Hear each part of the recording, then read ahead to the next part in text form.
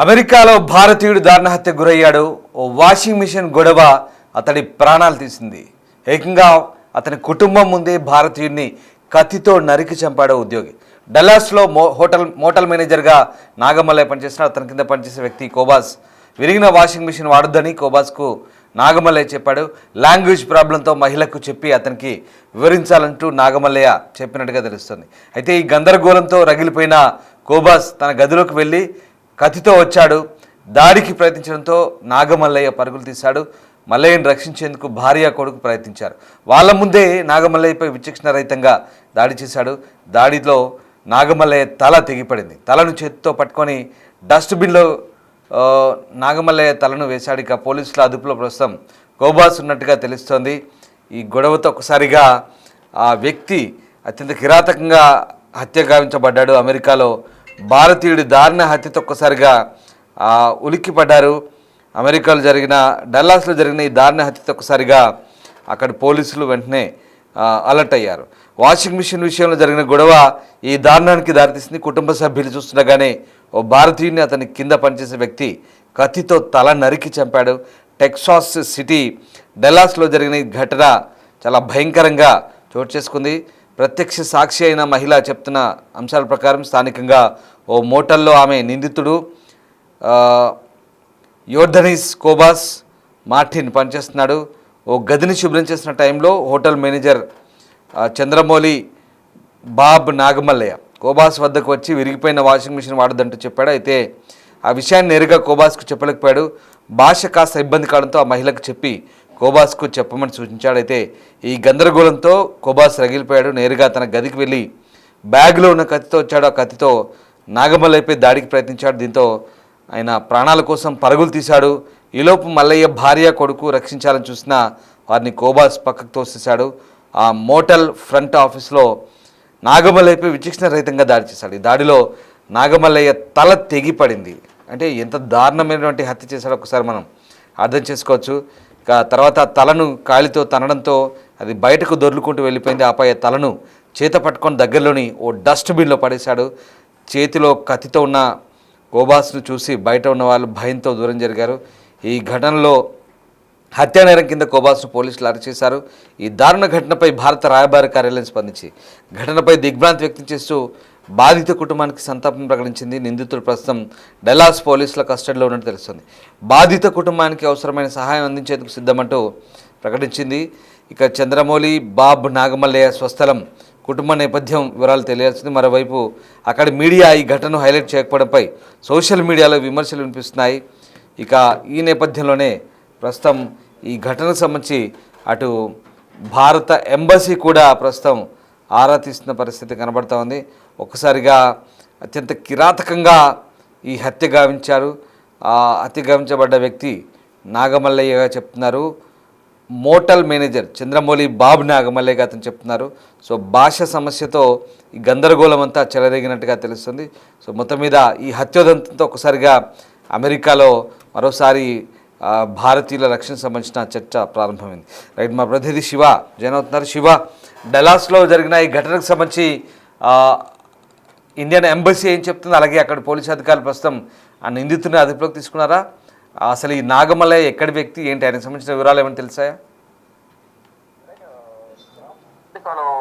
భారతీయుడు దారుణ హత్య అనేది కలకం రేపింది.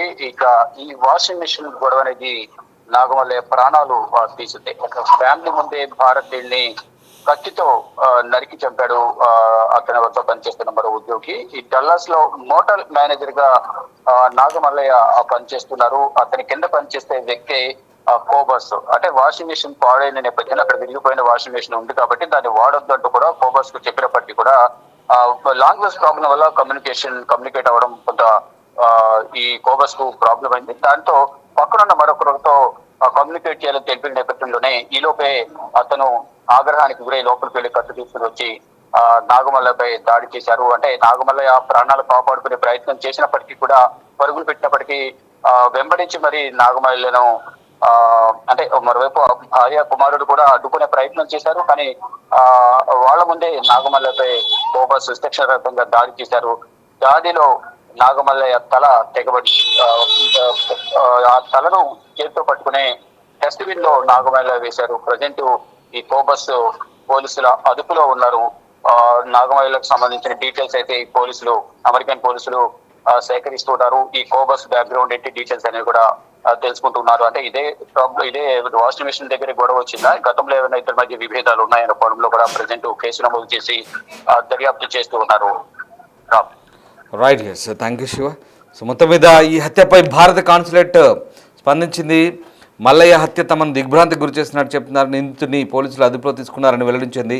బాధిత కుటుంబ సభ్యులతో సంప్రదింపులు జరుపుతున్నామంటూ వారికి సహాయం చేసేందుకు సిద్ధమంటూ ఇండియన్ ఎంబసీ చెప్తున్న పరిస్థితి కనబడుతుంది. సో భార్య కుమారుడి ముందు అత్యంత కిరాతకంగా ఆ వ్యక్తి అతని మేనేజర్ను హత్య చేసిన ఘటన ఒక్కసారిగా కలకలం రేగింది. మీరు చూస్తున్న ఆ దృశ్యాలు, ఆ వ్యక్తి పారిపోయేందుకు ప్రయత్నిస్తున్నాడు, కానీ అతను చాలా కిరాతకంగా దారుణంగా హతమార్చాడు. అదిగో అవే ఆ సీసీటీవీ దృశ్యాలు. నాగమల్లయ్యను వెంటాడి మరి కోబాస్ అనే వ్యక్తి చాలా కిరాతకంగా హత్యించాడు. ఇదంతా కూడా ఒక చిన్న గొడవ, వాషింగ్ మిషన్లో వచ్చిన గొడవ కారణంగానే ఇదంతా జరిగింది. భాషా సమస్య ఉండడంతో నాగమల్లయ్య నేరుగా చెప్పలేకపోయాడు.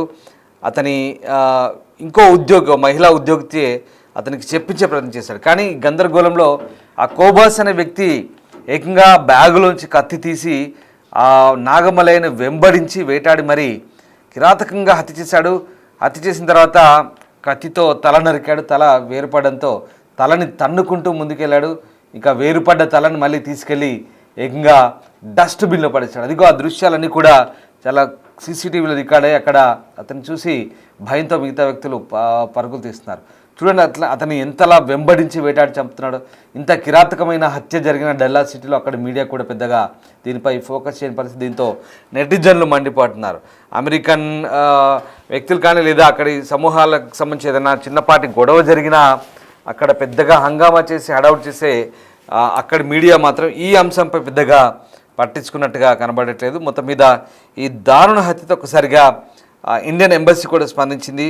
ఆ వ్యక్తిని ప్రస్తుతం పోలీసులో అదుపులో ఉన్నాడని, మార్టినేజ్ అనే వ్యక్తి ప్రస్తుతం పోలీసులో అదుపులో ఉన్నట్టుగా చెప్తున్నారు. ప్రస్తుతం అతన్ని అరెస్ట్ చేసినట్టుగా చెప్తున్నారు.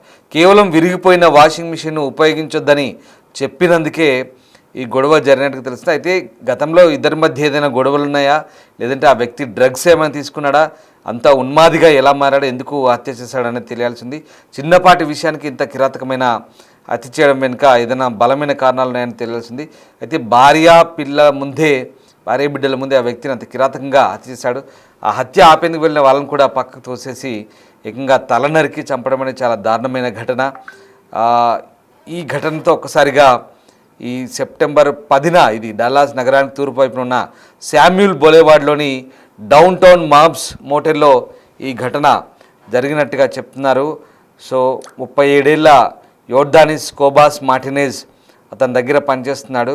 సో పాడుబడ్డ వాషింగ్ మిషన్ వాడుకుంటూ తన బట్టలు ఉతుక్కున్నాడు. అయితే అది ఏమాత్రం సహించని ఈ నాగమల్లయ్య నేరుగా అతని వద్దకే వెళ్ళి తను చేసిన పని నచ్చలేదని అందుకు తోటి మహిళా ఉద్యోగికి ఆ విషయం చెప్పాడు. సో ఆ రకంగా అతన్ని అవమానపరిచినట్టుగా భావించిన కోబాస్ ఈ మొత్తం వ్యవహారాన్ని ఒక అవమానంగా భావించి ఏకంగా అతన్ని నరికి చంపడం వెనుక చాలా కిరాతకం దాగి ఉంది.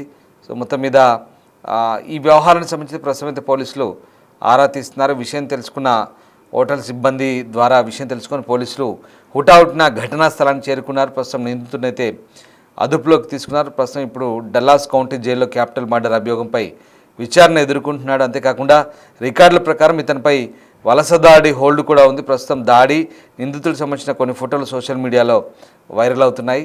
అయితే ఈ హత్యతో ఒకసారిగా భార్య పిల్లలు ఒక్కసారిగా భయాందోళనకు గురయ్యారు. ఈ విజువల్స్ అన్నీ కూడా సీసీటీవీ కెమెరాలో రికార్డ్ అయ్యాయి.